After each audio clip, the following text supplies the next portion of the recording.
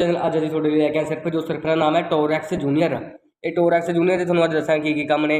टोरैक्स junior कफ relief जो किसी छोटे बच्चे ने छत आप कहते हैं चैस्ट के कफ जम जाता या उन्होंने जुकाम हो जाता या एनी स्किन प्रॉब्लम हो जाती, स्किन प्रॉब्लम मतलब कोई भी एलर्जी हो जाती है स्किन से रैड रैश जे हो जाते हैं, तो आप ये बच्चे दे सकते हैं।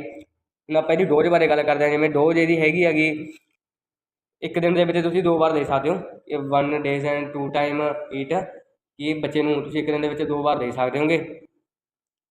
तो ये थोनों आपके एरिया में मिल सकता। तो ये प्रिंट है 75 ये प्रिंट है।